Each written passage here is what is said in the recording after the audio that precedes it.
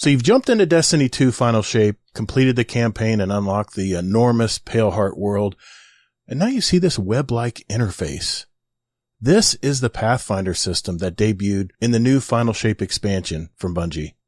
In today's episode, we discuss what it is, how has it improved or hurt our daily engagement in the Final Shape, and then maybe give some tips and tricks on how to efficiently use this new system by Bungie. I've invited a good friend of our Destiny Help Desk, Guardian Downcast community, to help further explain and discuss this new system. So let's roll. Have you ever wanted to jump into Destiny 2, but don't know where to start? Or maybe you're a current Destiny 2 Guardian, but are hesitant to jump into a dungeon, raid, or play Gambit, Strikes, or Crucible. And for you established Guardians out there, maybe you ask yourself, I want to try something new in the game, but I'm hesitant due to the sharp learning curve or just need a roadmap. This is the Destiny Help Desk podcast, where myself and good friends of mine dive deep into the various topics of the game Destiny 2 and give you some great advice in whatever aspect of the game you want to improve. I'm your host, ToddtheGatr, with a combined 9,000 hours of game time in Destiny and Destiny 2. So yeah, you could say I'm a true fan of the game. And I invite you to also check out my YouTube channel, where there's a playlist of new and returning Guardian help videos available to guide you on your way. You can follow me on Twitter X at ToddtheGatr, and if you haven't already, join our Discord community at discord.gg/Guardian Downcast. That's my other podcast, where I hear the stories of our Destiny Guardians and share the latest news about the game. So without further ado, on with the show.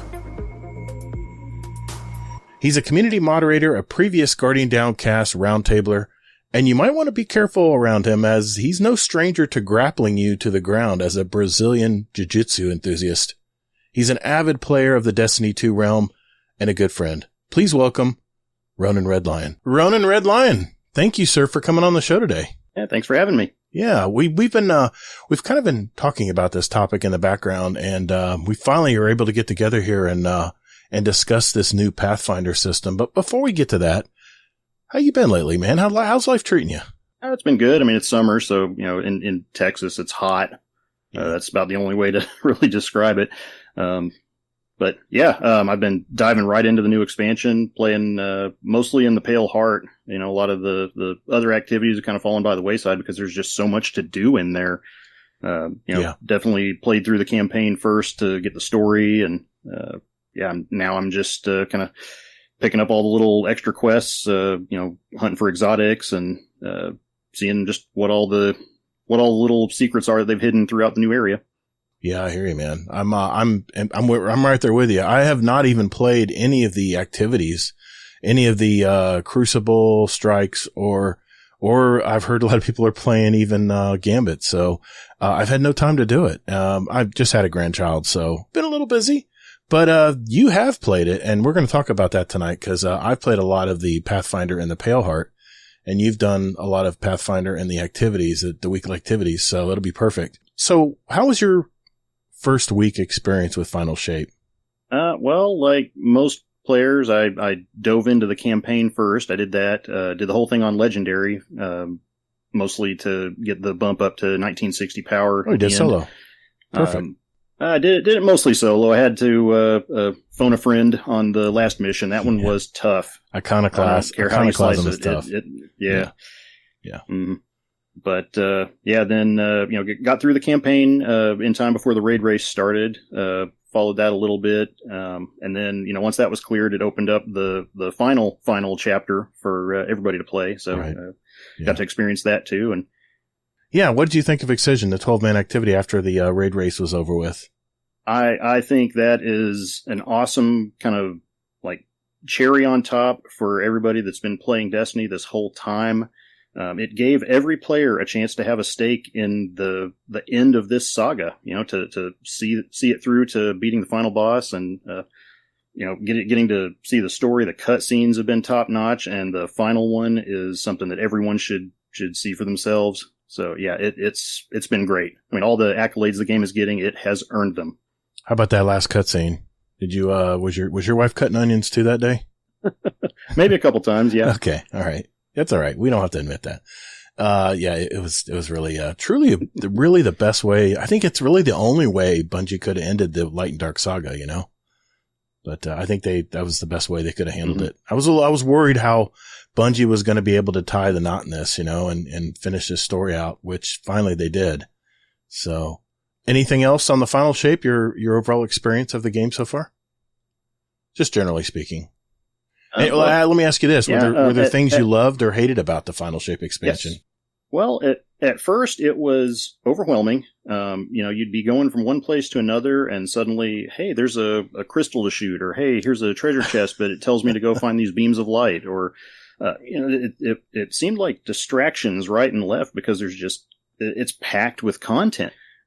And, as you play through and start to, zero in on like, hey, I need to stick to this campaign mission, or, I really need to follow up on this one particular task, like a step in a quest or something.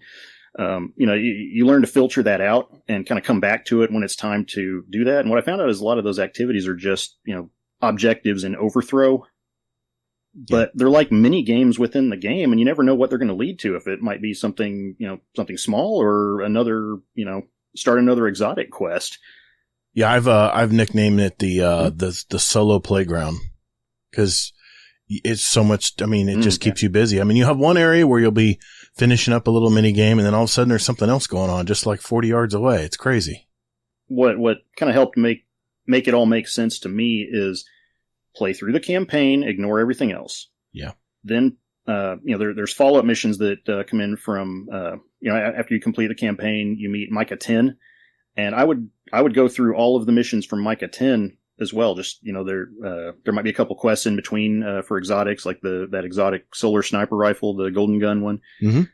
And then, the Micah quests, because they all play in directly to the story, and they get you exposure to all the other activities too, a little bit. So like you'll have a Micah 10 quest that says, go here, do this, find something in this area, and then it says, okay, now go do overthrow in this other area.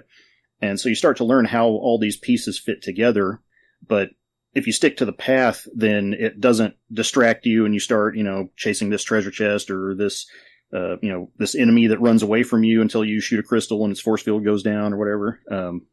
Again, all the distractions, they have a place, and it's a matter of finding how it all like should fit together and what you should do first. So, the game it's good about telling you, hey, do this stuff first, because you've got a quest in your quest tab that says, here's the step that you should be working on. And if you can just avoid the distractions and come back to them when it's time to, then the game makes a lot more sense. And it was like that with the Dreaming City as well, back when Forsaken dropped. That was a huge map with a lot of secrets. I mean, all the extra little treasure chests you could find, and one thing that was nice about this particular campaign in Final Shape is it took you through the lost sectors as well. So it introduces you to the whole map. As the campaign plays on, you move just from the left side of the map to the right side of the map, opening up new areas, and getting familiar enough with how they all connect together. But shortly after I'd finished the campaign, I was playing in a group with another player, and he had unlocked all the fast travel points, so he was able to go further down the map. I couldn't find a way to get to him. Yeah. Because, you need to know, okay, go through this tunnel, get to this spot. And then I finally learned how the pieces of the map even connect together by doing some of the cyst quests where you follow the little hawk. Oh, yeah. Yeah. And so now I feel like I'm real familiar with the area, but, at first, it's like, oh, where am I? What am I doing? Do I need to do this? Is this going to lead to something good? Or is this just part of, like a name escapes me right now. Yeah, I get what you're saying. Public event. Yeah. Yeah. And also, they mentioned that you have to do the still hunt. That's the sniper rifle you were talking about earlier, the exotic one. It's like a golden gun. The still hunt, and I think it was called the, I want to say the wild one, but it's not. It's called wild card. You have to run the wild card mission. Then what happens is you have to run a few of these transgression missions. You have at least start them, I think, from what I heard, and then it opens up all the nodes on the map. And then the cyst, I did all the cyst, and it was a lot to do. It's a lot to do, and the fights were very challenging for a solo player. But you have to do all that to get the exotic Kvostov stuff done. So, which could be another topic entirely because there's so much to do in the Paleheart. But anything that aggravated you or maybe frustrated you that you didn't like about the Final Shape expansion? Some of the difficulty tuning that they put into effect, like I think the recent This Week in Destiny talked about them backing off on like the surges that they put into effect. Right. We tried the raid the weekend after it had been completed, and we spent 5 hours unable to finish even the first encounter. And maybe we would have done better if we'd known how all these like surge mechanics played in, but those weren't really obvious. And, I think it was kind of building on the Pantheon experience from like the end of last season. And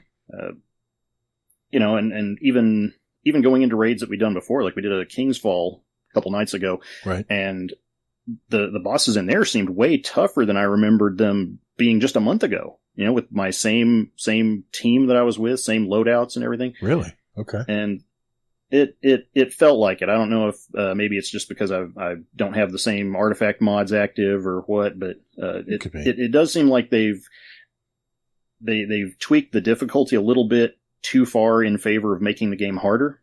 Okay.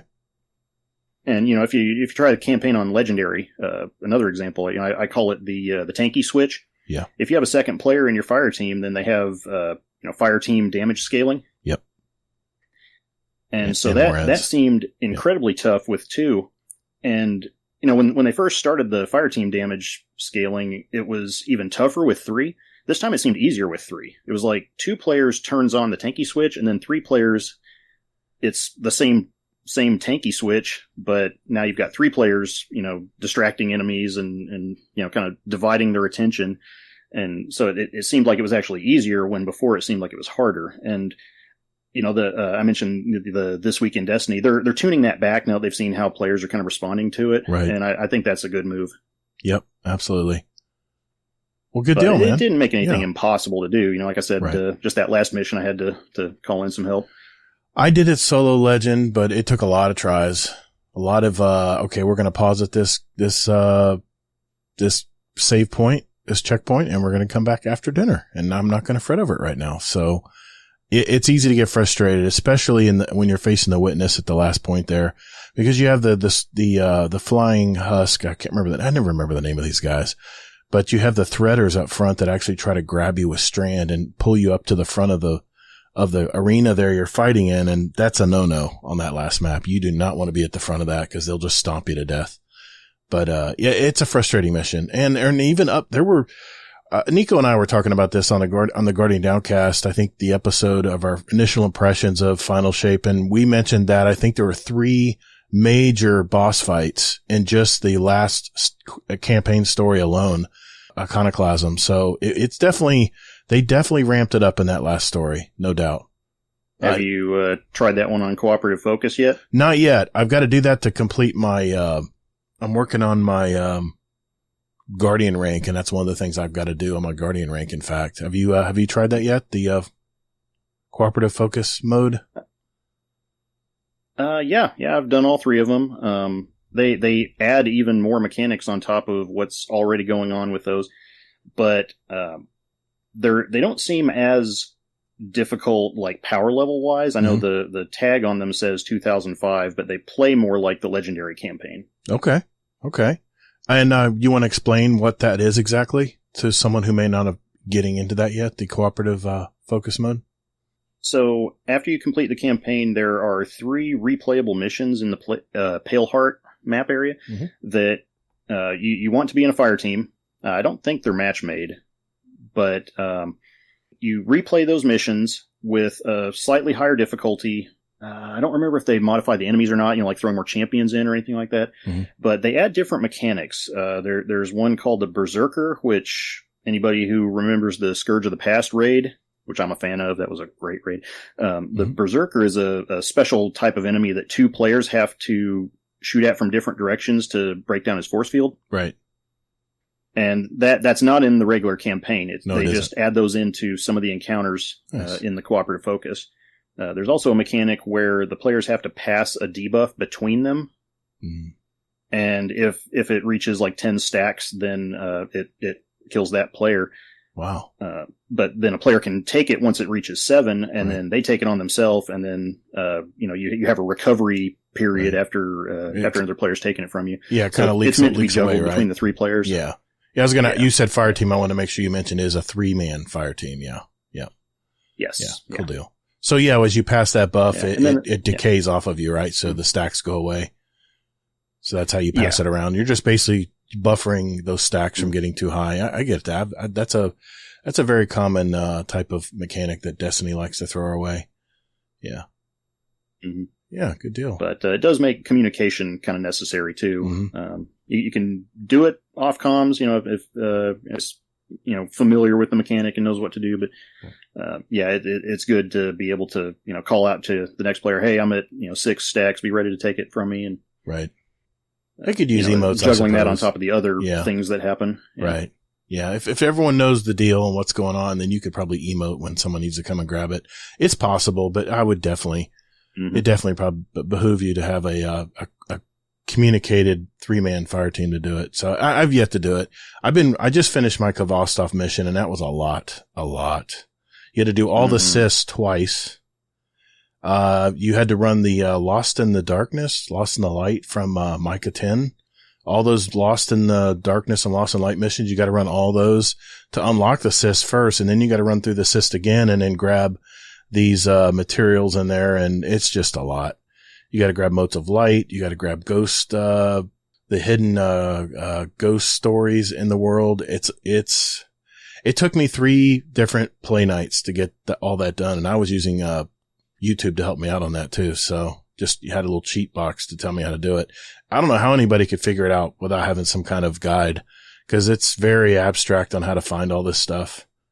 You just have to scour every inch of the Paleheart, and it's not small. There's a lot of nooks and crannies in this world. So just last night, I learned a trick about the cyst, mini missions. Okay. And, I've looked for them on my map, and only 3 of them show up, and I know there's 6, and I've cleared all 6. Right.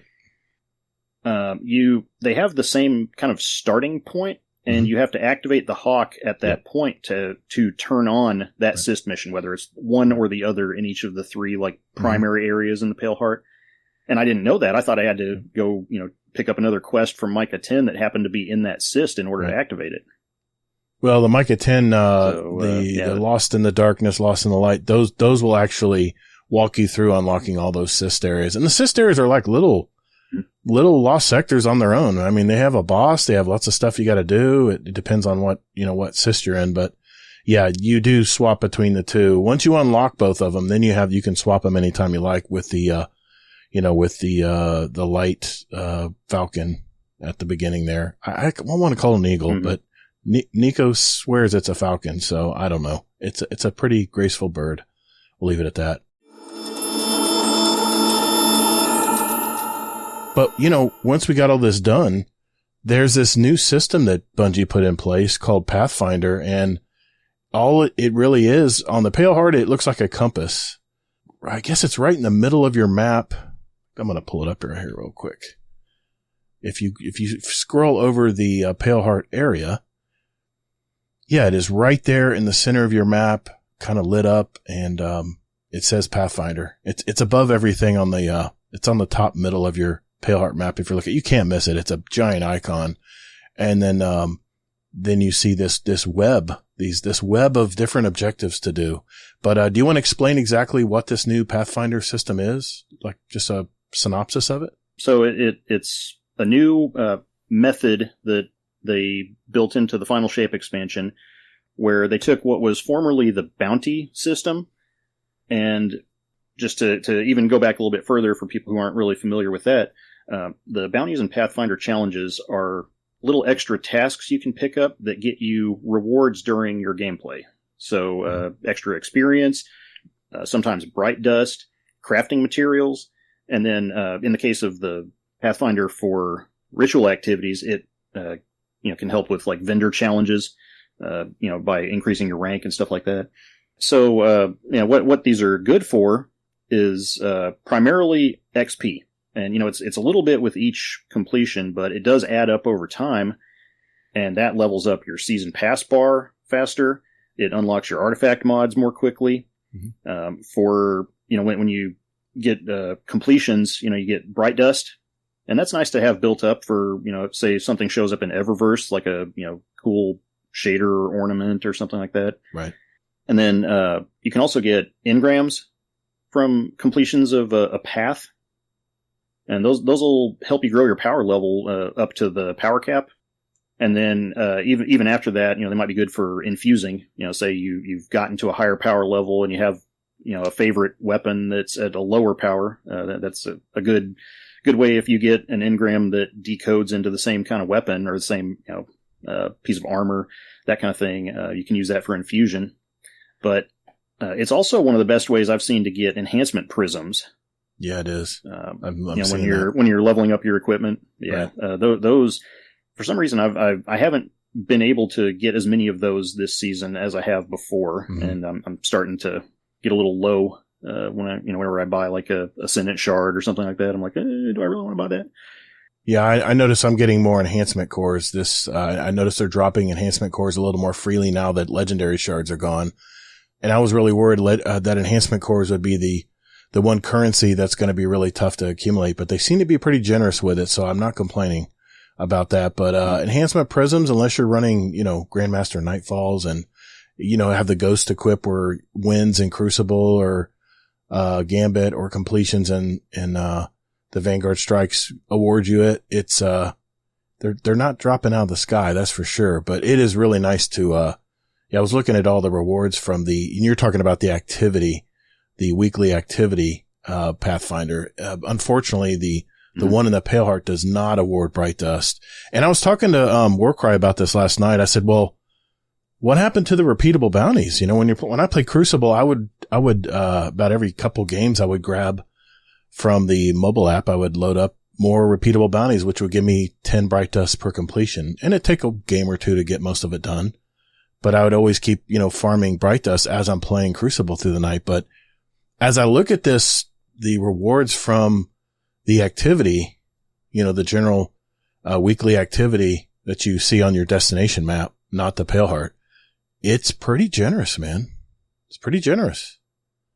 I was looking at the XP here. You get on the first the first reset, you get 25,000 XP, an enhancement prism, 150 Bright Dust, and that's on your first 3 completions, 3 paths. And, that's, what's that? 450 Bright Dust for your first 3 completions. And what I was curious to ask you is, I have not run these yet. I will when Iron Banner comes out next week, but how quickly are you getting through this Pathfinder for the activities? Now you play mainly strikes, correct? Yes. So how quickly do you think, strikes with this? So, it depends on how you strategize, and also what, I want to call them bounties, Pathfinder objectives, you happen to get, because the Pathfinder, yours is going to be different from mine every time we reset, That's or every right. time a new, weekly reset hits. It's, procedurally generated. I don't know what factors into that. I mentioned before that it's tailored to whatever the bonus activity of the week is. So if you get extra Gambit reputation or extra Nightfall boosts, that it'll have more nodes that cater to that. The ones I've gotten, they kind of make me wonder sometimes, because they'll be tricky. I'll get a node that says, defeat X number of enemies while they're blinded by arc.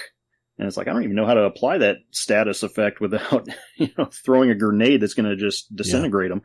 So, maybe some of them can be a grenade difficult. launcher, maybe, but, with blinding grenades, maybe. So yeah, it looks like you can get through these activities, these nodes on the activity, Pathfinder pretty quickly, but, we had some tips and tricks that we'll share later, but, I just wanted to explain what exactly it is. Now, the one for, the Paleheart is a little bit different than the activity one. You do get different rewards. The first reset, you get this Ergo Sum exotic sword, and it's RNG as far as what, exotic perks come with it. I've gotten several of these, and you can get robot grenades, like from one of the exotic grenade launchers. You can get, the Perfect Fifth, which is like the Polaris Lance, that has that extra explosion. I mean, there's so many different things. I've even had people have the wolf pack rounds, where they they cast, the sword, strike and it actually comes out with wolf pack rounds like the Galahorn did.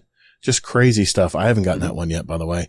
But, on your first pass, you'll get a full vendor rank up on your ghost, which is your Paleheart, vendor. And you get 25,000 overall XP. You'll get, like I said, the powerful tier 3 Ingram, which is always Paleheart gear. And of course the Ergo Sum exotic sword, which I believe also falls at a pretty powerful level as well, at least on the first one. The second path through, you get another Ergo Sum exotic sword. You get a Paleheart Ingram, which is focusable. You get 375 vendor rep for your ghost vendor on Paleheart. Another 25,000 XP. The third time you go through it, you basically get everything, above except the sword. And, the fourth and over, though, that you reset it, you'll get a World Legendary Ingram, which I tell you what, the World loot pool is very nice this season, episode expansion. I can't even remember what to call it. You get 150 ghost rank and you get 4,000 XP. So it's not an XP monster after you reset it, 3 times. You definitely want to try to do it 3 times a week. That's where you're getting your maximum, really rewards for that. But, just keep in mind too, we're talking about your ghost vendor rep on, the Paleheart, finding chest, picking up planetary materials, finishing mini activities, the special loot chest, all adds to ghost rep as well. So that's on top of everything you're doing in the Paleheart already. So, yeah, it would be really nice if they could offer Bright Dust for the Paleheart one as well. That'd be really a cool way for PvE players to really farm Bright Dust. At first I really felt like they were really cutting our Bright Dust farming abilities back. But I don't know, man. I was looking over the on the activities Pathfinder rewards. You can complete it up to 10 times and, get 150 Bright Dust per pass. So you can effectively completing it 10 times, 10 path completions doing Gambit, Vanguard, or Crucible, 1,500 Bright Dust. Now that's not bad. I was trying to figure out how many repeatable bounties I could do for 10 Bright Dust at a time, and it would take 150 of those bounties to do the same thing. So I have to admit, this looks like a better system for farming Bright Dust. And I don't know, I've been very impressed. I can't wait to jump in when Iron Banner comes in next week, but yeah, I'm really happy with this, and I'm really curious if they're going to add this Pathfinder system for Iron Banner next week. One, because that would be fantastic. And also I would like to see if they would, because right now you still have to go to the older planets like Nessus, which the Echoes season episode right now is on, or the Cosmodrome, all of the older planets. You still go to those planets and get regular bounties. And I'm wondering if they would add some kind of general planetary Pathfinder, not just for the Paleheart down the road. It would seem like this is the way that they're going versus going and collecting bounties from vendors every week, What do you think? You think they'll expand on that, or where are you at on that? Yeah, I would really like to see it. You talked about the Bright Dust being a little bit faster to get through the Pathfinder. I'm noticing too. We're what 3-4 weeks into the season now. We're heading into our 4th week. Yeah. Yeah, and my season pass is already in the 80s. Yeah, I'm at high 70s right now, and I took a whole week off this week because I had a grandchild. So yeah, it's moving up quick. And I checked earlier today. I've got 9 completions of a Pathfinder path in the Paleheart. Mm-hmm. And on the Ritual Pathfinder, I can't have more than like 4 or 5. Okay. Where do you find that stat? Is that in DIM? It's definitely. Is that in DIM where you can find that? So it's one of your journey, like triumph entries. You can look at how many Pathfinder completions you've got. Okay, I'll have to look that up later. Okay. I don't know about the activity Pathfinder. I haven't seen one for that. But, okay, gotcha. Yeah, if you just go to like the Paleheart section. Gotcha. Okay, I'll look that up. It also has a stat on completing Pathfinder like challenges or the nodes. Right. And I've got 98 of them. Wow. The triumph is for 100, so I'm almost there. Wow, that's fantastic, man. Yes. So 98 nodes, 9 completions. and that's been, most of what I've been playing since the expansion dropped. And yeah, I'm already in the 80s on the season pass bar, which I think the season pass bar goes longer now, right? It doesn't cap out at 100, and then you just start getting Eververse engrams. Yeah, you do get Eververse engrams in the first act. You can only go to 100, but every 5 levels past 100, it's just like the old days. You'll get what would it call it? A Eververse engram. Because if you look at your season pass bar right now in game, you'll see at the bottom, it's a different kind of icon. But if you look at your season pass bonuses, as you're unlocking, your currency bonuses, your XP bonuses, masterwork bonus, Scrounger, of course, you got your season pass bonuses and legacy quest bonus. If you look to the far right, there's a bright engram bonus. Oh, I see what they did here. Earn additional rank rewards for every 500,000 XP, which I believe is about the same. I'm pretty sure it's 100,000 per level XP. So I have a feeling it's for every 5 levels on your season pass per act, you'll get an extra engram as well, the Eververse engram. Nothing's changed there. It's still the same. But what's cool is you're going to get 50 more unlocks in the season pass on Act 2, and then another 50 on Act 3. So effectively, you're getting 200 levels, which I'm really curious to see what actually, I can see what they offer here. I'm really wondering if they're going to offer, it just says hidden legacy reward, and it doesn't tell you what it is. I see we got, some really cool ornaments and gloves. I'm looking to see if they have any. Oh, there they are. Harmonic deep side harmonizers. You can get more. That's great news, because I have a lot of guns that I really want to get my crafting done on them. So yeah. 100 days left, by the way, of this first episode.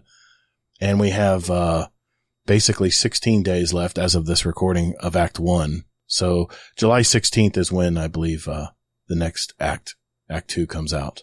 So it's different. I mean, until we get through a full episode, I really don't have any strong opinion on anything one way or another. I thought the Echoes story for 3 weeks of story, and that's it. I think that was a little light, but they're just stretching things out, right? Over the entire 3 acts. And I guess that's just the way it's going to be. But, have you been liking the season? I keep saying season, the episodic content. Just a slight aside here.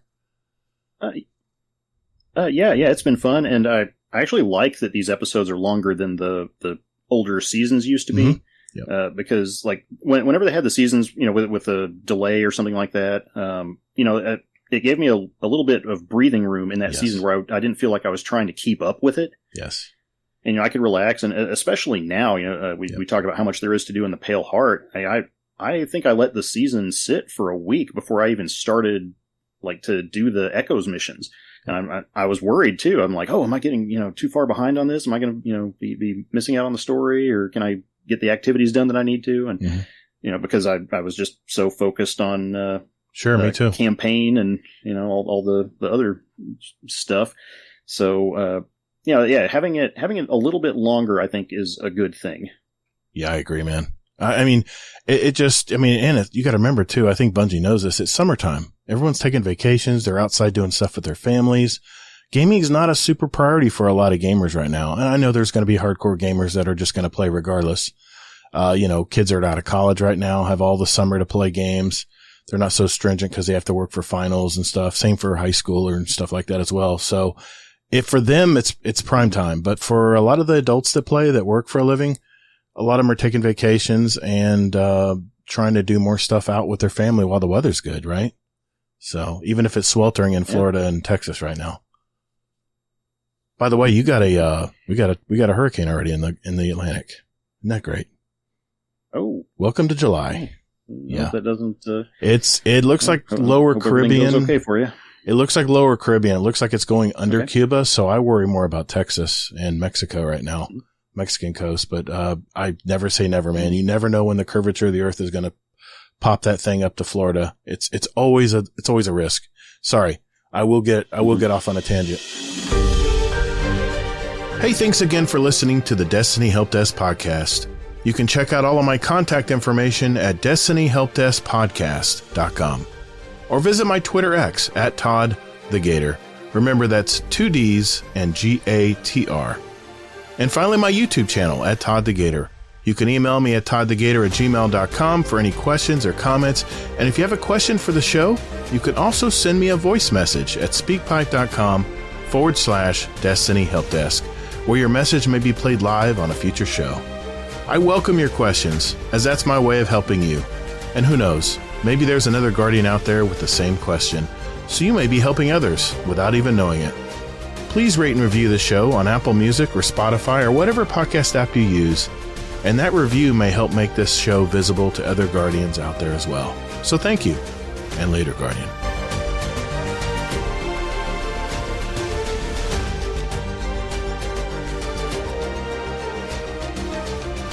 Okay, so we've explained what these two different Pathfinder systems are. Do you think they should offer another type of Pathfinder? We'll just leave it at, let's hope there's one for Iron Banner. It probably won't be, because they'll probably tie it in with, with the activity one for Crucible. But it would be really cool if they offered one for Iron Banner, since it's a special event. And they're extending it for 2-week periods at a time now, which makes me think maybe they'll do it. I don't know. But what do you think about all the other bounties that we still have to pick up? And you don't have to, but I do bounties. So, I'm still finding myself having to go to the Bungie app and download all of those other planetary bounties, and, got Gunsmith and stuff too that you still have to go get bounties from. So what do you think, man? Do you think this is going to be a pattern that Bungie is going to keep going forward with, or do you think this is pretty much the lay of the land for right now? Well, I think Iron Banner would be a good opportunity for a Pathfinder. I think whatever the seasonal vendor is, right now in Echoes, it's Failsafe at the helm. I think maybe a seasonal activity Pathfinder would have been a good thing to build into. Now, with the planets, though, they're already set up with a vendor on the planet that you can get bounties from. Yep. And there are differences in how the Ritual Pathfinder and the Pale Heart Pathfinder work. Right. The Pale Heart Pathfinder, it focuses on areas. It's do certain activities and quests that are in the Pale Heart. Mm-hmm. And so they would have to, retool that whole system on each destination in order to make a Pathfinder shaped around that. Right. Yeah. So I can see why they left those as bounties. And I think the system's good going forward. It does the same thing that bounties did with maybe a little bit different focus, and it does, Bungie has said this, and I saw a lot of Reddit comments kind of upset about it, but they said that it encourages you to get out of your comfort zone, and that used to be, for me, it meant a bounty that said use a weapon I was unfamiliar with, or right. Maybe go to a destination that I didn't see very often, but I could still stay out of the activities that I wasn't as focused on, so I wouldn't have to do a Crucible thing to finish a Pathfinder node connection. Whereas now the Ritual Pathfinder, it is what you get. And sometimes you have to do a different activity from what you're wanting to work on in order to complete a path. So, I can see how that plays in with the whole Ritual vendor system. I don't think for planets it would be anywhere near that big of a step out of form for how the bounties work. But also, you don't get as many planetary bounties as you would get Pathfinder challenges. Because you go to Devrim in the EDZ, for example, and there's 3 bounties you can pick up? 4, and repeatables, but they don't give you anything but a tiny little bit of rep. Yeah. Oh, let's see. The only repeatable one is on Cosmodrome. It's probably for the new players too to learn how to do bounties and do repeatables. But no, they offer 4 bounties on Nessus. They offer the weeklies and 4 regular ones on I always say the ice planet Hoth, Europa, and Neptune the same way. You have 2 weekly ones and the 4 regular ones that reset every daily. But I think you have repeatable ones on Neptune. I don't know so much about Europa if they still have them there, and Savathun's Stone World, I think they might have some repeatables, but EDZ, the Moon, let's see, maybe Moon does too, but I know EDZ and Nessus do not. Dreaming City, I think they're fixed as well. Every planet apparently, I guess, has its own little flair, but it would just be nice if they had like, kill Fallen on Europa, for instance. That's your first node. And then the second node could be, kill Vex on Nessus. And then the next path could be, complete the new seasonal activity on Nessus, one completion. And then, as they get a little harder as you go through them, right? So maybe the last node could be something like, run a nightmare, on the moon, run a nightmare mission on the moon or something. Mm-hmm. You could do something like that. Yeah, and of course, nightmare mission or Empire Hunt or, yeah. Exactly. That would make, well, it is bringing people out of their comfort zone, what they're used to playing every day, but it gives you the options. But, that's one way they could get people to, to play some of the older content that's in the game.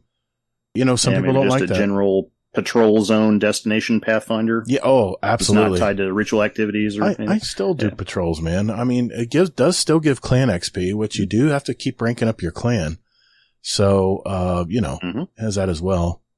And you have 5,000 clan XP you can contribute to your clan every week. And if everyone's doing that, then your clan rank goes up pretty quick and you start unlocking some cool benefits. Our three clans for Guardian Outcast rank up pretty quick. We max out usually within a few weeks, level 6, because we have a lot of active players in all three clans. It's really nice. It's refreshing, really. And we have people who still are joining that are looking for clans that want to jump in and be involved, and contribute.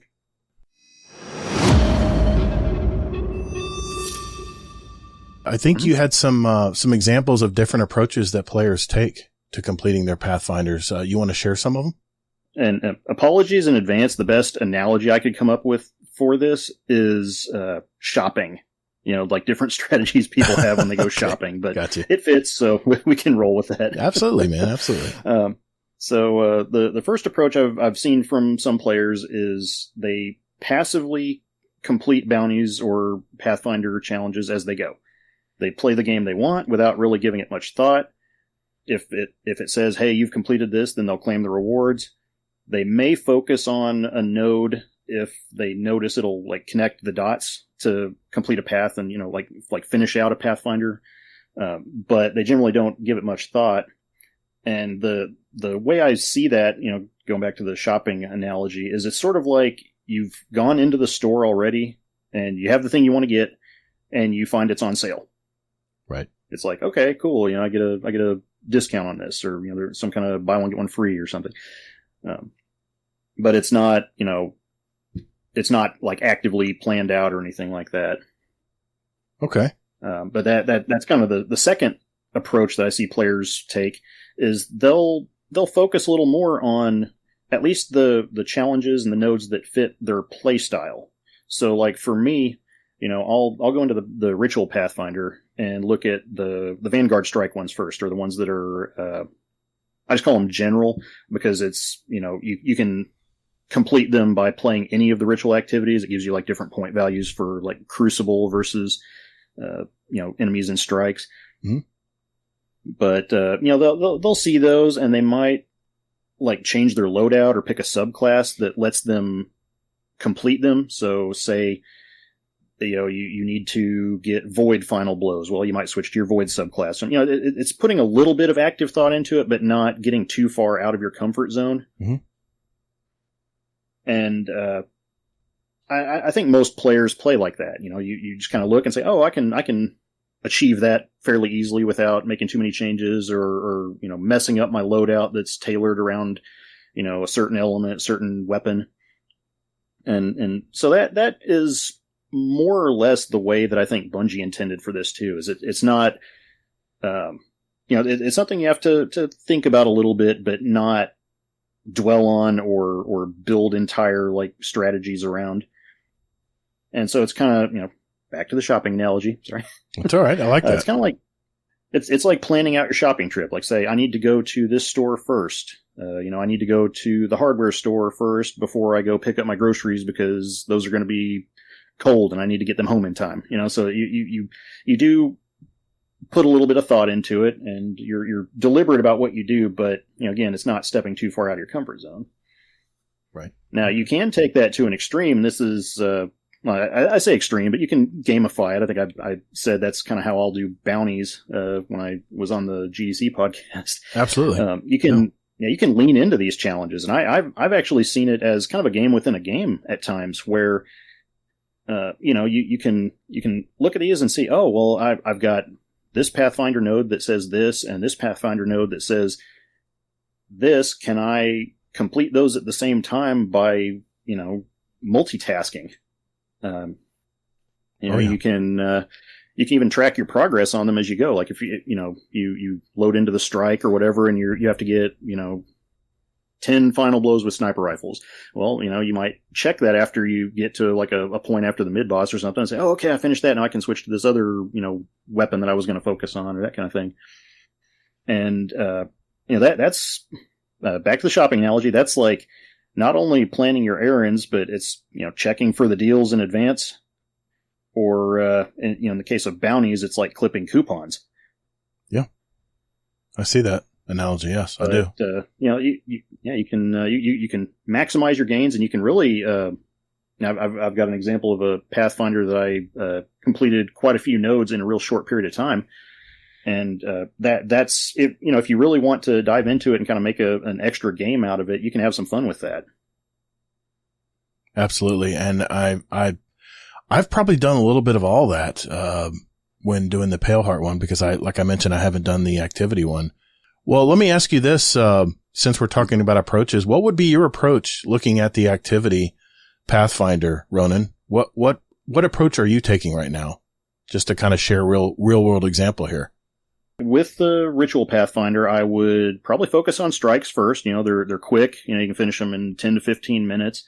So I would look through the Pathfinder, and if you look at the different nodes, they have a symbol on them, right? There's the general, like all ritual activities symbol, looks like a little planet or a star. Yep. And then there's the Vanguard shield, the Gambit dual snake coin, right?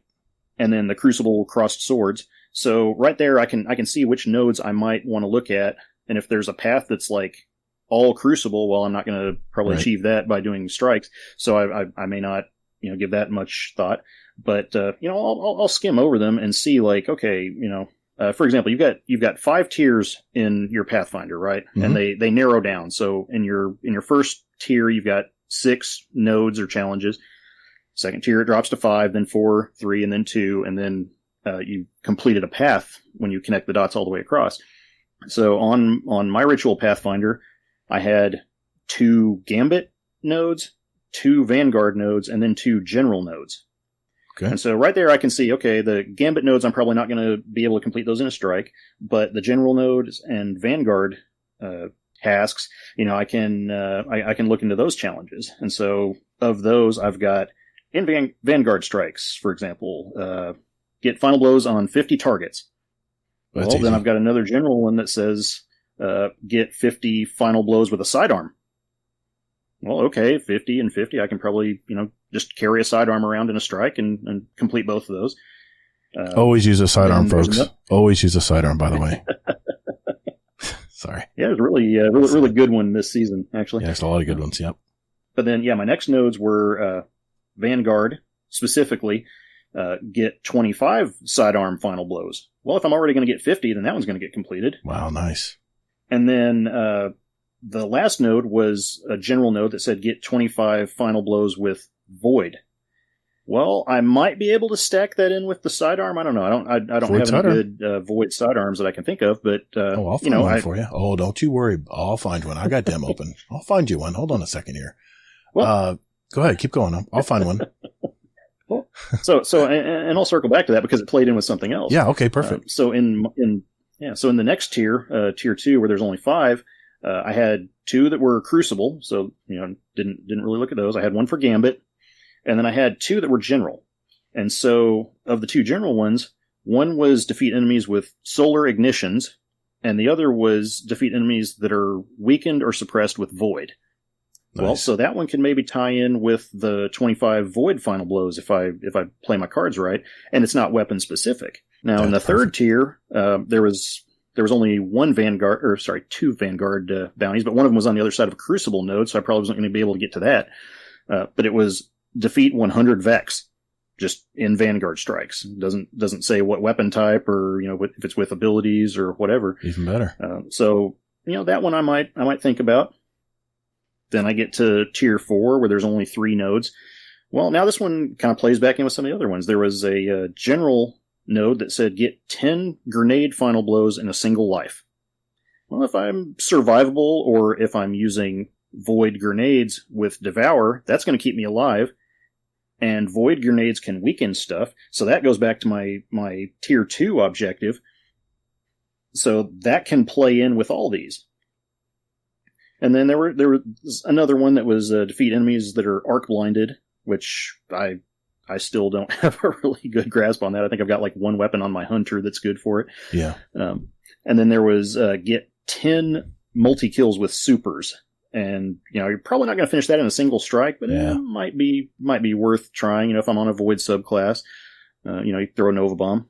If you're getting a lot of supers quickly back, if you have an exotic that gets you like supers, whether it's the exotic class item or whatever, that might help you a little bit, but that's definitely you're not going to do that in one game, that's for sure. They do get a little harder, it looks like, as you go on in activities. Yeah. But you're right, man. They're synergistic. Yeah. They all work together. A lot of them. Mm-hmm. Yeah. Yeah, and then in the last tier, right before I could, complete a path node, complete a path, sorry, it was just a general purpose, complete activities, and you get bonus progress on the percentage for assists. So that could be anything, Vanguard, Gambit, Crucible. And so that's like one that will passively complete just by doing ritual activities, and I don't need to worry about that, really. That's just going to happen. And that's the last one right before the end of the path. So I'm probably going to complete that, by the time I've done some of these other ones. And so what I did after I skimmed through these, and I mean, this only took 5 minutes. I mean, I just kind of panned over them. I was like, oh, got something that can do that. Got something that can do that. Okay. Right. I might use this build. If you got builds set up, that's a really good way to pair these. Mm-hmm. But what I did was I switched to my void subclass. I equipped a sidearm and a heavy machine gun with incandescent because I saw some of these like solar ignitions. Yep. And, so I threw that on and, took that into the strike. Afterward, I checked my progress. So let me ask you this. Knowing that you know the path now to get your first path done, if all of those things that you just mentioned that work together pretty well, and you're just, like I said, you're just creating a path to that reward. It's not like you have to complete this whole web. You will get XP for each of the nodes, by the way, but if you decide the path you're going to take, this is really cool because, like you said, it is a game within a game. How long would it take you to complete that path playing your strikes? Probably not long. And, you also still have the rewards for doing ritual activities. Every third completion gets you, I think it's an exotic engram, right? Nice. And so that's regardless of whether it's Vanguard or Gambit or Crucible. So jumping back and forth between them isn't really, you're still going to get rewards for those. And so, I might do 2 strikes and a Gambit round, just to complete something. And be all the way through one path? What I'll do is and usually what I'll do is I'll what I want to play, I'll do strikes first, for example. And then if I have like a cleanup node that I need to just complete to make the path work or to connect, 2 extra dots or whatever, then I might step out and do that. A Gambit round doesn't take too long. Crucible, I enjoy momentum control, for example. Right. And that's a great way to farm, if you need final blows with a certain weapon or any of that. But, it's not going to be my focus because that's just not my play style. And so I'm options, able to stay in my lane without taking too many detours. And I complete it, it resets, and it gives me a whole new set of bounties to look at and, try to figure out the best way I can get as many of them done in as short a time as possible. So using that logic that you just told me on the activity Pathfinder, they reset every week, by the way, automatically, whether you complete them or not. They'll reset to something new every week, just like a weekly bounty. How many resets are you getting typically playing? If you're fairly active, you're playing, I don't know your frequency of how often you play. I know everyone has different schedules, but on your typical week, how many Pathfinders are you completing in the activity playlist, you think? Probably 2 to 3. Right, not a huge amount. But see, try to get the bright dust and everything. But yeah, I was just going to say, you're getting 450 bright dust for completing those 3 resets, and that's probably casually playing. But if you're being more strategic about it, instead of just playing and then just seeing, oh, that's filling up. And that's another thing I want to mention. All of these nodes are retroactive. So you can be filling nodes. You can be filling your final node and like you just mentioned, Ronin, while you're trying to complete these other nodes. So it basically what it is, it's all these bounties are spread out into a web, and you can either take the direct path, like Ronin talked about, find your path and get to it, switch over to what you need to, or they just start filling up on their own from just playing all 3 activities. I mean, in the past, you would have to do 7 bounties for each vendor, and you would get 120 bright dust. So that's 360 bright dust.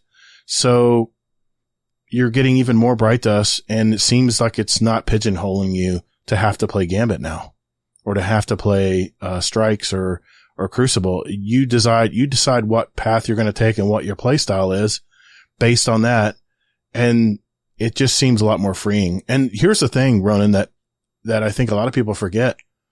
These daily bounties that we used to have with our Crucible, Vanguard, and Gambit vendors is they would expire after a day or a little bit over a day, which drove me crazy because I would sit down for maybe 3 hours a night to work on something in Crucible, say, and I'd come back a couple days later and those bounties that were half completed are gone. They've dropped off. So this way, it's like you have a complete weekly bounty at the minimum. And then, like I said, once you complete it, you can hit the reset button and re-rack the Pathfinder, like you're re-racking the pool table, right? And have a whole new set of paths to follow. I really like this system, man. I really do. And by the way, you mentioned Void Sidearms. You have, the Swift Verdict, the Brass Attacks, which is coming back this year, in the pool. You have everybody has a Fiora Tuna 59. They dropped those like candy last year. The Void, the one that fires automatically, the rapid fire frame. I've got a ton of those. And then also you have the, if you kept it from the 7th Seraph sidearm, you have that one as well that is void. So yeah, you have lots of options, man. You have a lot of options. Mm-hmm. So yeah, I like this, man. I like this. That's a great example to just let people know how easy it can be, right? And I like the shopping analogy because you're kind of saying, okay, I need a little bit of this. I need to do a little bit of this. Okay, then I'll go do this a little bit. And all you have to do is just set your build or your weapon types or weapon energies to set that path and just go play and have fun. The build that I used on this one too, I actually kind of looked back into it. It was a Voidwalker with Controverse Hold. And I think that's one of the builds that they have like pre-built for you that you can just pick up from Ikora, even if you're a first time player, right? You can. Yes. It's one of your predetermined, that's for the newer players. Yeah. You can pick that right up. They give it to you. Yeah, and most of my builds have an exotic weapon somewhere in there, but this one I actually didn't even take an exotic in with me. I used one of the rocket sidearm, the new one, mm-hmm. and I mentioned the incandescent machine gun. So it was using weapons that are fairly available. It's not you don't have to have a great like meta loadout to do this. You can use a simple loadout and still complete these. Just by putting a little thought into them ahead of time, and again just stack them, like multitask what you can. Exactly, and the sidearm you mentioned, the Call, that Strand explosive rocket assisted frame sidearm is a favorite. Everybody loves this, and they drop them like candy when you play the campaign. So yeah, that's a good example there. Well, let me give an example of how I usually do my Pathfinder on the Paleheart, because I've reset mine probably at least 5 times, I would say, and I took a week off. I did complete a lot of stuff just by playing anything on the Paleheart. And that first way you mentioned where stuff would just fill up, you're just playing randomly. But I'm looking at this week's reset Pathfinder for Paleheart. Defeat Taken in the Blooming. Defeat combatants with energy weapons in the impasse. So it seems to be it's like tied to certain areas. So I would probably pick an area that I'm working on, say a side mission on. I mean, you got Wasteland, you got Reclamation, that's in the landing. Any of these areas, it looks like almost everything starts doing something in a certain area.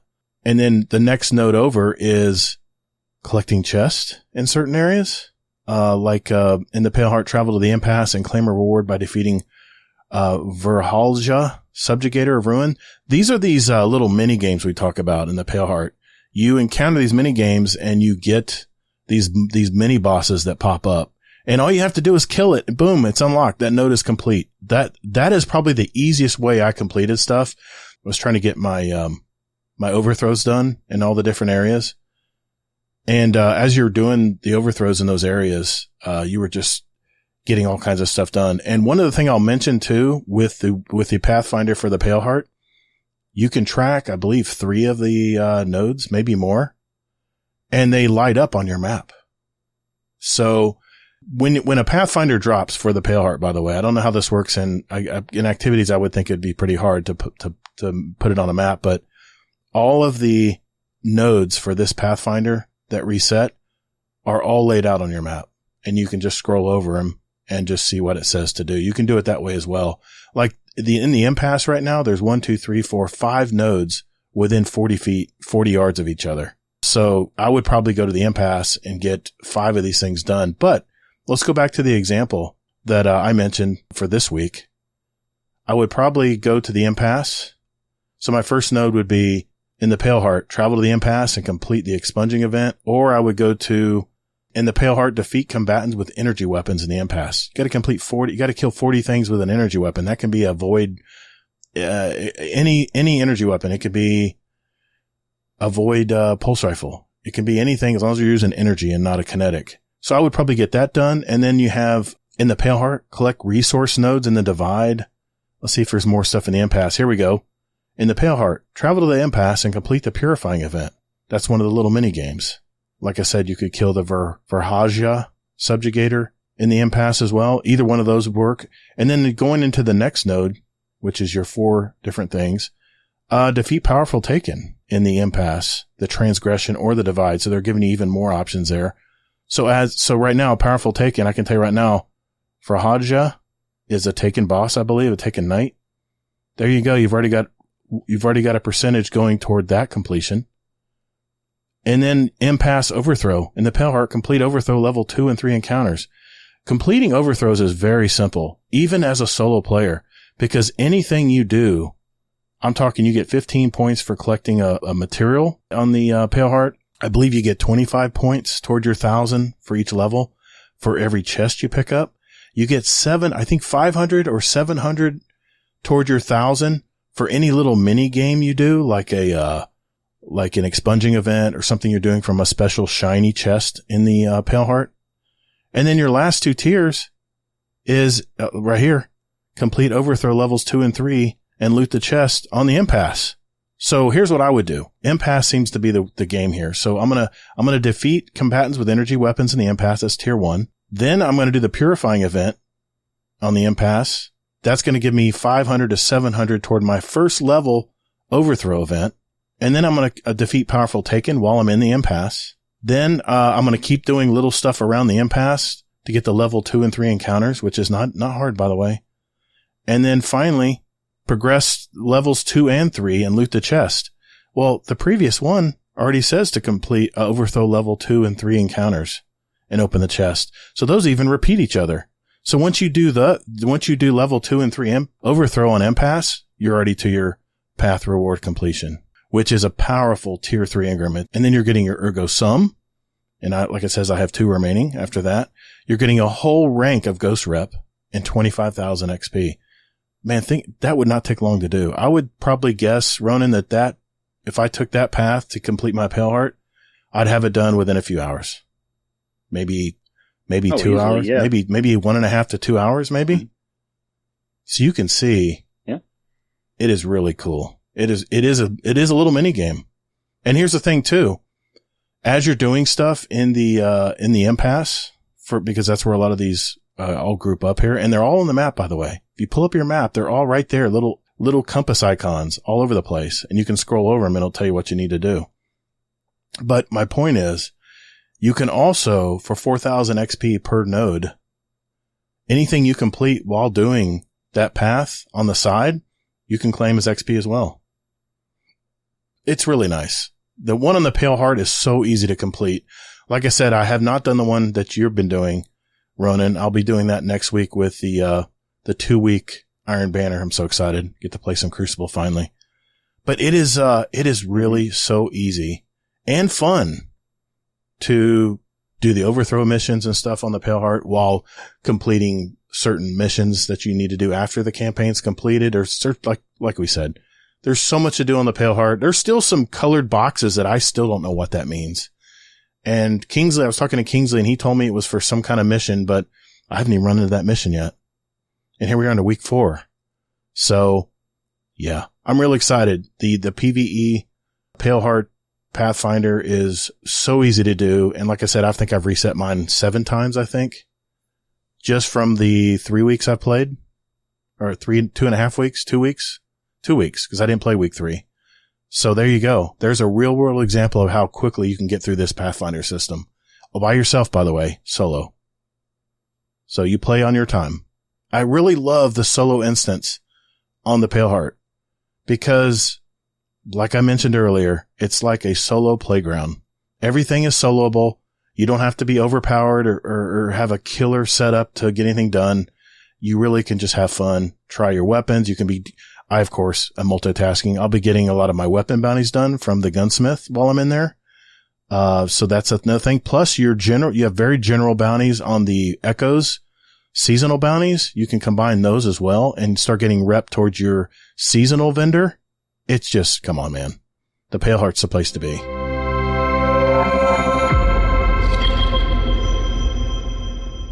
All right. So now that we've done a real life simulation of an actual Pathfinder that's in game right now for this week, Ronan, do you have any tips or tricks as far as getting the Pathfinder done maybe quicker or more efficiently? Yeah. So I made a list of my top 7, cause this is Bungie and Destiny and they like the number 7. So I thought 7 was a good number for it. That works. But yeah, so my top 7 tips and tricks for using Pathfinder. So number 1, and you mentioned this earlier too, track your Pathfinder nodes. Yes. It's like you can click on a quest to track that and it'll show you where your waypoint is for the next destination, that kind of thing.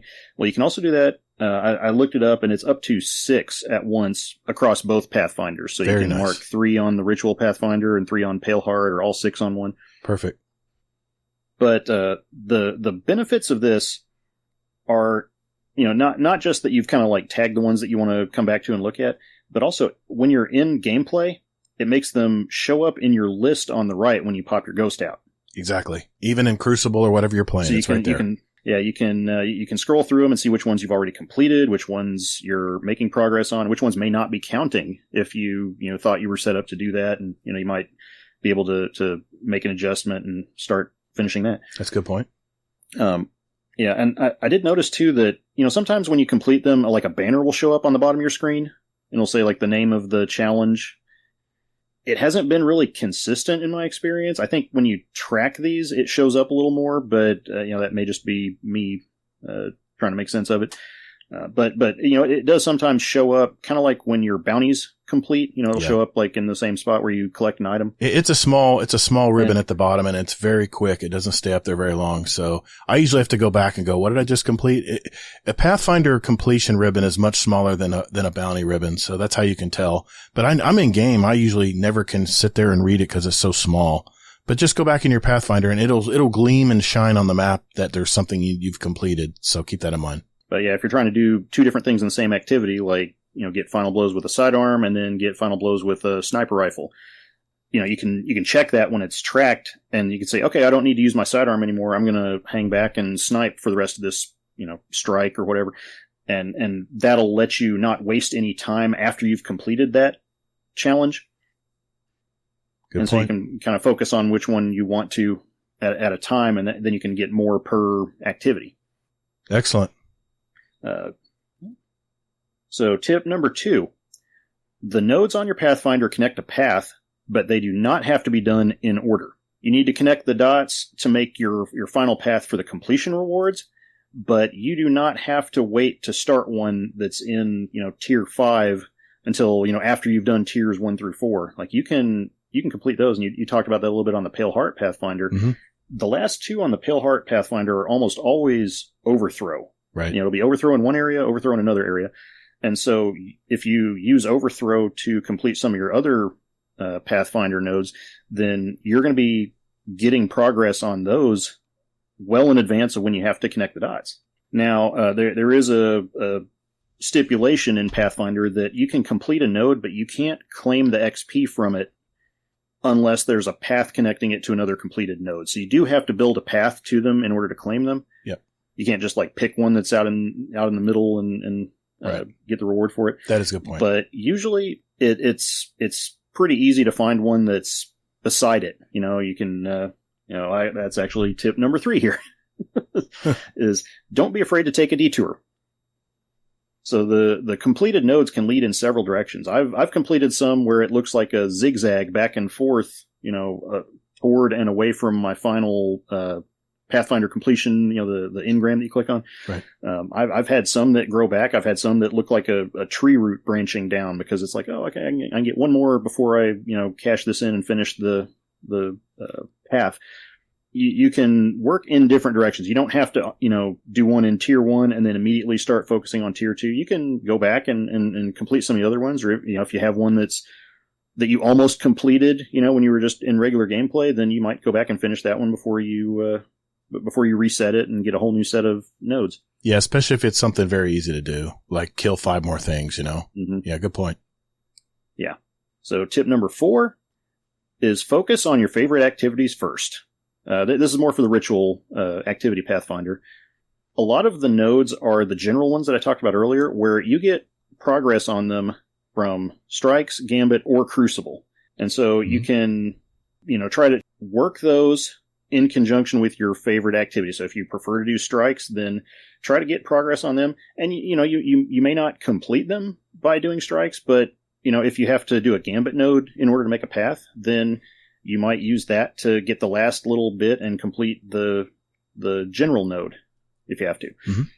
And, you can use your less favorite activities to mop up some of the nodes and make paths or, just get a little extra XP, that kind of thing.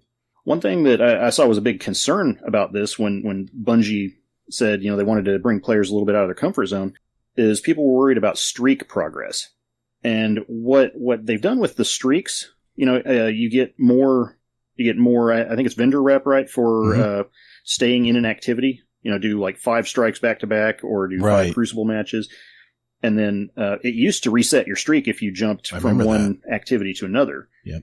It doesn't do that anymore. Now it only takes 1 away if you do another activity once. So you'll still have a 4 streak in your strikes if you drop out to play 1 Gambit match. And then your next strike will replace that last one and it'll bring it back up to 5 and you'll, continue, getting vendor rank that way. Good point. So it's not a deal breaker. It's also kind of important because how Pathfinder is structured, the way they generate it weighted toward the activity of the week. We talked about how like next week's going to be Iron Banner, so there's probably going to be a lot more Crucible focused stuff in there. So do the nodes that you're most interested in first before you break away to do the others. But it's just going to happen, but it's not going to force you to become a different player. We're like I've completed a few, and I don't feel like I've had to spend any more time in my less favorite activities than I would normally. Number 5 is find the nodes that work together. We talked about this earlier with I need to get, 50 targets in a Vanguard Strike, and I need 50 with a sidearm, so I can do a Vanguard Strike with a sidearm, and that'll get me 2 of these. The ones that are like weapon focused are usually the easiest to pair up with something else. You talk about it too in the Pathfinder nodes where you'd go to one area and just use your energy weapon. Yep, exactly. Same premise. They're worth looking at even if you're not planning a path to go through that node, because you might come back to it later. You might be able to just pick it up as a bonus, XP, if you have something that runs by it and you can just quickly click on it and claim it. But that's probably the biggest thing. And that's what I used to do with bounties too, is if you can stack them, then that's going to knock them out a whole lot faster And that translates to more XP, more progress in your season pass bar, faster artifact unlocks, all those things that when you plan it out a little bit and try to multitask, it's going to, over time, really add up. Exactly. So my number 6, and this goes back to the try to get people out of their comfort zone. Use some of these as a way to get experience with other weapons you don't ordinarily use. There was a time where I'd see one that was get final blows with a sniper rifle. And I was like, well, I don't have a good sniper rifle, and I don't really like using those, and I'm just going to ignore that one. And over time, I've gotten more familiar with the game, and I've found models of certain weapon archetypes that I like. And sometimes this has been a catalyst for me trying out a weapon that I end up liking. When you're playing Strikes or Gambit, you don't really need like meta weapons for those. Now, Crucible is going to be a different game, and I understand that. But if you're doing these activities that aren't really like high power level, high difficulty, need meta loadouts or anything like that, it's a good way to learn about different weapons that you may not otherwise give a chance. That's how I actually learned to use fusion rifles and hand cannons. I didn't like hand cannons at first. I thought, it's just a slower firing sidearm. But no, I've found some that I've liked, and some of that was from gunsmith bounties, and some of it now I guess could come from a Pathfinder objective if I needed to do that. And it's as easy as just finding something that's in your vault or something you pull from collections and try it out. In the worst case, you've spent 15 minutes in a strike using a weapon that you don't like, and you can, dismantle it at the end, and, hey, you get a little bit of experience out of it. But, it might be a way for you to grow as a player and try out some new things. So don't write that off, I guess would be my main point. Because it can be a good catalyst to really get you into other play styles. And what's your number 7? Tip number 7. So this is the Pale Heart Pathfinder. You talked about this a little bit earlier too. The Pale Heart, because it's a map-specific Pathfinder, it syncs with the map. And so you pointed out there's those little icons that show up on the map. Mm-hmm. And each one of those corresponds to a node that's on your current Pathfinder card. Yes. If you track those nodes in the Pathfinder, those diamonds will light up on the map too. Yes, they will. You can put a waypoint on them on the map.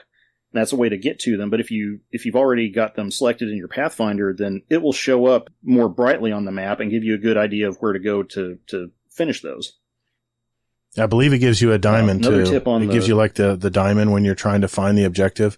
I believe there'll be a diamond in midair mm-hmm. too, like if you had an objective tracked. Yeah. Yeah, I haven't looked very much into that yet, but that seems like a very helpful thing, because some of those, like you said, complete this, this ritual or whatever, and that'll be like a step in an overthrow chain that, it's not like a public event where you walk into it and there's a banner across the screen that says you've entered this, this activity. So that it's really helpful to use the Pathfinder in conjunction with the map.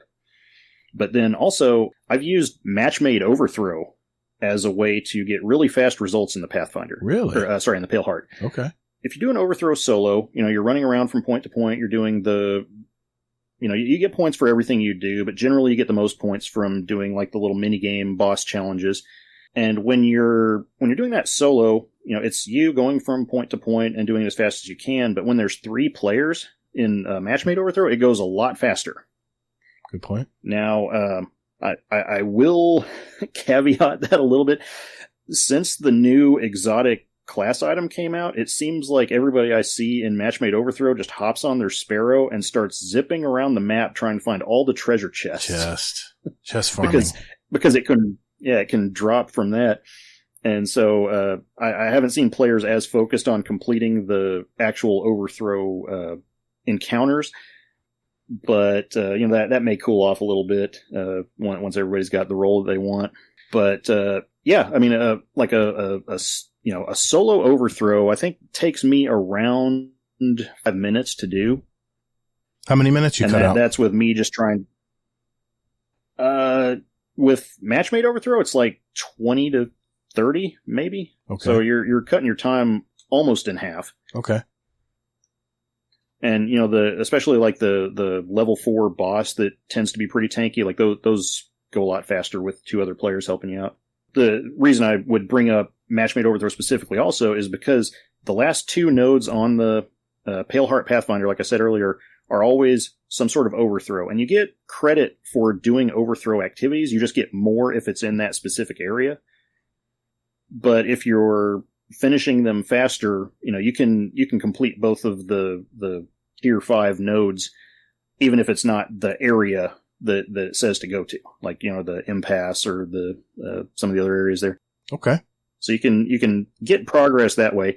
And yeah, just use that again, like you mentioned with stacking the Pale Heart objectives so that you can get as much out of it as you can. And yeah, go fill your vault up with different rolls of the Ergo Sum Sword. Excellent. Those are 7 solid tips, Ronin. Thank you for that, man. I have 4 to add to that, because you've mentioned several that was already going to mention, but when it comes to the Pale Heart, because I haven't played the activity one yet, so I don't have any expertise there. But with the Pale Heart Pathfinder, when you're looking at all the nodes that are scattered all over the map, look for the ones that are bunched up the most. Like I just mentioned in my real world example here, the impasse has 1, 2, 3, 4, 5 just in the impasse alone. And then you have your general ones, like kill stuff with energy weapons. I mean, that goes anywhere. So, and then the overthrow, like I said, that you can have the overthrow done anywhere as well. So you might as well be doing everything in one area. It tends to stack those nodes, especially if you have a path drawn out already. The second tip I would say is when you do complete a path and it says, okay, let's reset the node, or let's complete your final reward. Now that you've connected your all 5 paths, look around before you reset. There might be other nodes, top and bottom of your path, that you've already completed. That's 4,000 XP per node. If you've already completed them and you've connected them because you're cutting a path through the entire web, there's more than likely there's going to be some other nodes or objectives that you've completed just from playing on that map period. So always look to cash in all of the nodes regardless of the path you've gone before you hit that cash in on your final reward for completing the path. So that was my second tip. Third tip is combine your gunsmith bounties. I like my bounties. Your gunsmith bounties and your seasonal failsafe bounties, because that's the vendor this episode. This will apply to other episodes down the road. But like, for instance, I'll give you a for instance here. Calibrate arc weapons against any target. Well, if you go to, that's a gunsmith bounty. But if you go to the failsafe, it says defeat combatants with arc damage anywhere in the system. There's 2 bounties completed at the same time. And if you're using energy weapons in the impasse, you're completing a node and 2 other bounties right away. Defeat combatants with swords and glaives anywhere in the system. These are seasonal bounties. Defeat fallen anywhere in the system. And then usually they have one it pertains to the seasonal activity, so that obviously wouldn't apply. But your first 3 daily bounties on your failsafe, or your whatever the episodic vendor is for when you're playing this, usually the first 3 daily bounties are very general. And of course your gunsmith bounties usually tie in with those as well, like kill things with swords. Kill things with trace rifles. Okay, that one's not the same, but you can get an arc trace rifle. And it is an energy weapon. And my good old sidearm bounty. There you go. So keep in mind, and I pull all these from the Bungie app on my phone, and they automatically, if I have my account linked, automatically are put in my inventory, my bounty inventory. So you can sit here and collect these, just these 2 vendors by themselves, and cash these in. You're going to get rep towards your failsafe vendor reputation. You're going to get reputation to add and unlock rewards on that vendor track. And of course, Banshee 44 has all kind. He now has a vendor track for the last year now, and you can complete that as well. So so many different ways you can multitask here. And my final tip, and Ronan, you've had some really good ones, man, is always have a ghost equipped with the mod Blinding Light. It multiplies all of your XP gains, regardless of where they're coming from, by 12%. So keep that in mind. You'll get 12% on top of anything. So if you're getting 4,000 XP from completing a node on your Pathfinder, whether it's, your activity Pathfinder or your Paleheart Pathfinder, add another 12% to that. Well, that's half 1,000 at least. I don't know. I don't do math very well, but you get my point. Always have that blinding light mod on a ghost equipped whenever you're clicking nodes on your Pathfinder and resetting. That 25,000 times 12%, that's 20, what's that, around 3,000 more XP that you didn't have to do anything for. So being that I'm the bounty guy, just keep that in mind. That's always the way I've played. When I turn bounties in, I always make sure that ghost is equipped with that mod. And, that's all I had. Anything else, Ronan, that I'm missing here before we head out for the night? No, I think that's a great tip. Yeah, I forgot about the ghost mods, and also just to add on to that, they did reduce the power cost on those, right? Yes, they did. Or the number of that's very cheap. Slots that they. Yeah, so you can equip that, and then I think the other one that I run is the Wombo detector. Yep, that's what I run too. Because especially for Paleheart, you're getting credit for finding chests, collectibles, material nodes, material nodes. So those show up at a greater distance when you have the detector on, and so it makes it real easy to just hop over, collect it, move on, and and since they add overthrow points as well, it's like that's giving you a lot of benefit for just having something tacked on your ghost. I don't think I've taken it off my ghost in multiple seasons. I bounce it around when I'm playing Crucible. I usually have for every win I could get possibly a more prismatic Ingram or more enhancement prisms and stuff with wins and stuff. I usually switch up a little bit, but I always try to keep the highest XP mod on that I can feasibly fit on there. But yes, masterworking a ghost is much cheaper now than it used to be. So as far as the slots that's required to unlock a lot, like the Wombo detector used to take 4 slots on your ghost, now it only takes 2. So yeah, very, very easy to use that as well. Definitely. Man, thank you, Ronan. You had some really good info tonight, man. I really appreciate you doing some research on this and helping me out with this discussion tonight because like I said, I haven't even tried the activity node yet. I've been so busy in the Paleheart. So thank you for that, man. You're very welcome. Well, I have one question for you still, and I always ask this anytime someone hops on the Destiny Help Desk podcast with me. Destiny came out with this little VOD and mentioned this little keyword called Frontiers for 2025. What do you think that's about? Just going from my gut feeling, it sounds like unexplored area, which would mean, I think, outside our solar system at this point. So maybe they're looking at, I don't know, something completely new. I mean, and within Destiny, of course. Sure. But maybe new planets, new enemy types. Something we haven't seen. Yeah, I share that sentiment. I'm looking forward to finding out what that is. I've talked to several guests about it, and we think it's a play up to the next Destiny game.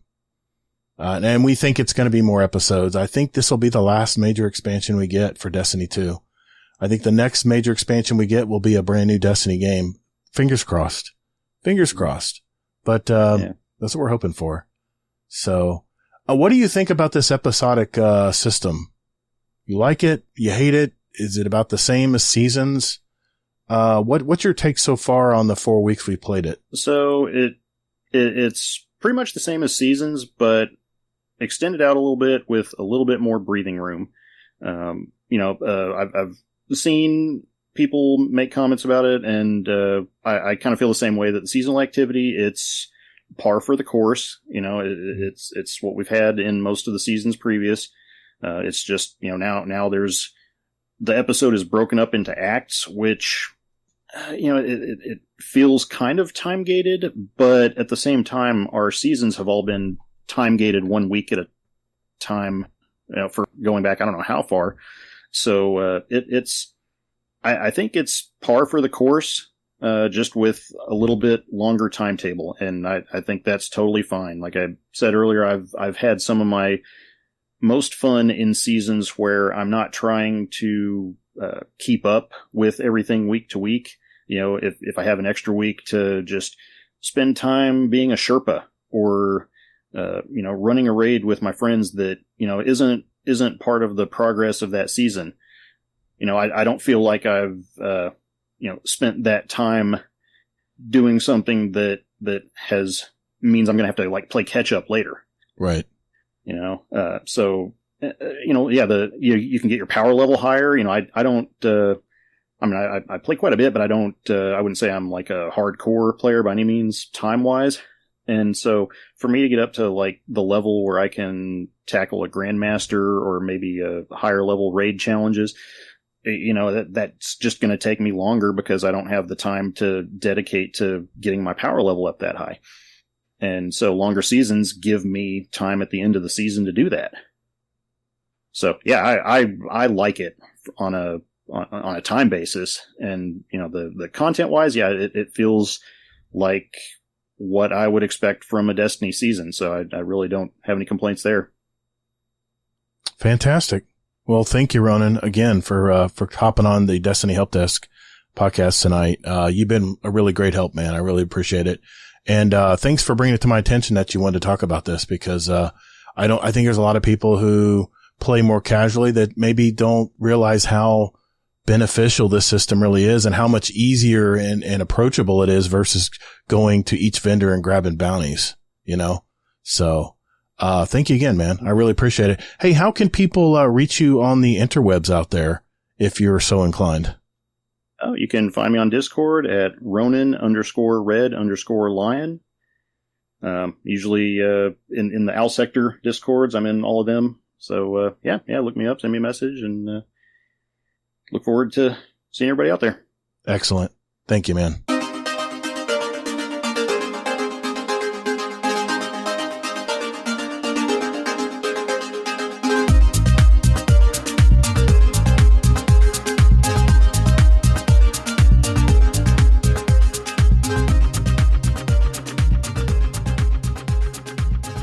So wrapping up, what did we learn today?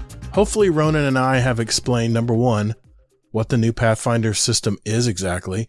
Number two, what types of activities and missions you can expect to find in them. 3, what rewards you can expect from completions. Number 4, our experiences playing each type.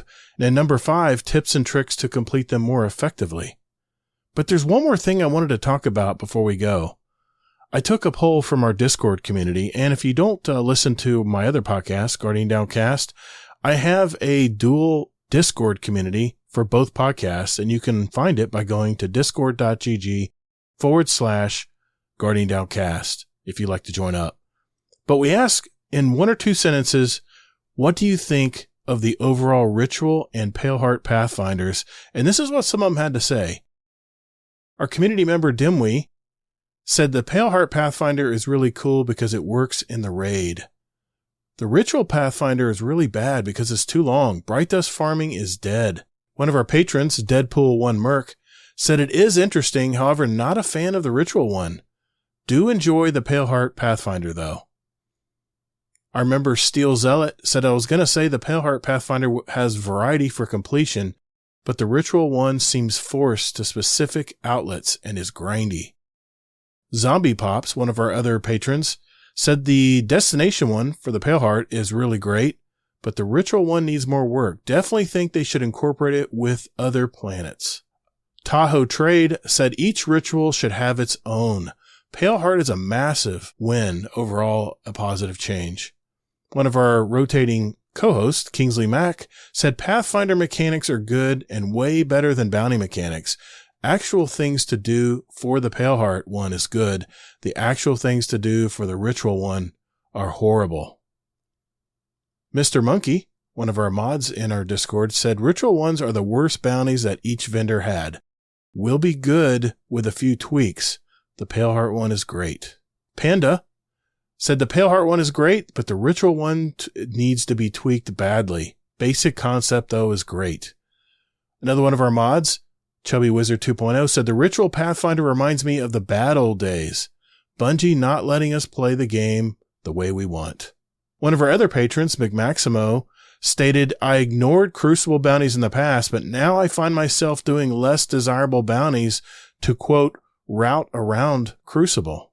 The original Jimmy Raynor says, as I already said, make the goals more streamlined. 3,000 kills or 50 Guardian kills, 20 activity completions, earn 50,000 Glimmer, open 50 Engrams, 150 major enemies, 2,000 precision kills. Reward that with 150 Bright Dust, 1 Pinnacle, and 25,000 XP.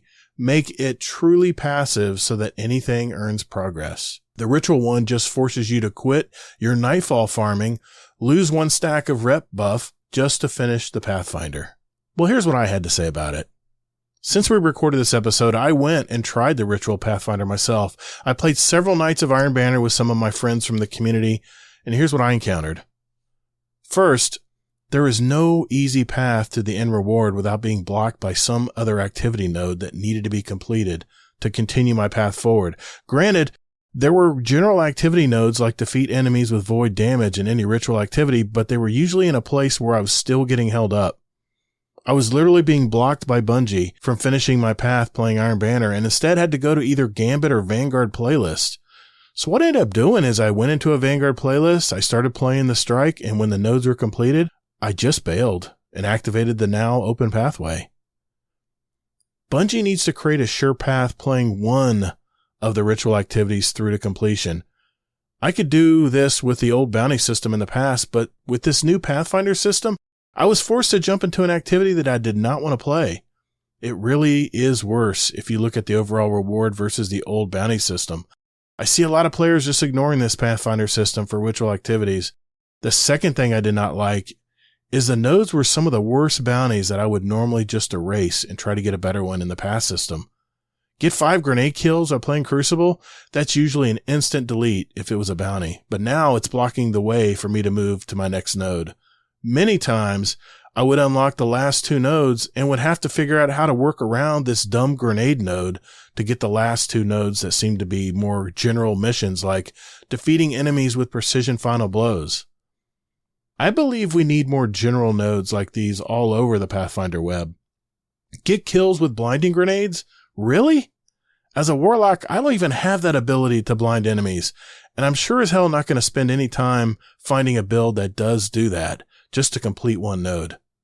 I would just move around the node and carry on, albeit taking much more time and frustration to complete more nodes to offset it. The third thing I didn't like. We can't really farm Bright Dust as effectively as we did with the beatable bounties. I know I did say earlier in the show that it seemed like it was a better way to get Bright Dust, but once I started playing the Ritual Pathfinder, it does reward Bright Dust, more rewards at one time when you do a completion. But if you look at the overall equation, it seems like we're earning less Bright Dust from all sources. That continues to grind my gears as a game system problem to motivate players to engage in the game more often and even stick around more in each play session to farm Bright Dust. The problem of having 2 restrictive bounties in the Ritual playlist from past seasons has not been addressed here. And if anything, the Ritual Pathfinder has made it worse and less motivating. Now things I did enjoy was the fact that we could complete many of the Pathfinders and still have generous rewards, but man, it seemed like a lot more work to get those rewards. I would actually not be opposed to a Pathfinder for each ritual game type. One for Crucible, Gambit, and Vanguard. You eliminate the need to visit the vendor to get more bounties, which is a huge plus within this new system. But if you're doing the same old dumb bounties, then I feel it negates the quality of life improvement. But that's my opinion. But I want to hear what you think about this new system. So head to the Destiny Help Desk feedback channel in our Discord or shoot me an email at ToddtheGatr@gmail.com. Well, I wanted to thank you for sticking it out as this is a bit longer of an episode, but hopefully you now will be motivated to try this new system that Bungie put together. Well, at least the Pale Heart one. I'm Todd the Gatr. You can reach me in my Discord community at discord.gg/GuardianDownCast and shoot me a DM if you have any questions. You can email me as well at ToddtheGatr@gmail.com. Remember, that's 2 D's and GATR. Or send me a voicemail, speakpipe.com/Destiny Help Desk. Until next time, thank you so much for listening. And be good to your fellow Guardians in the Destinyverse. And later, Guardian.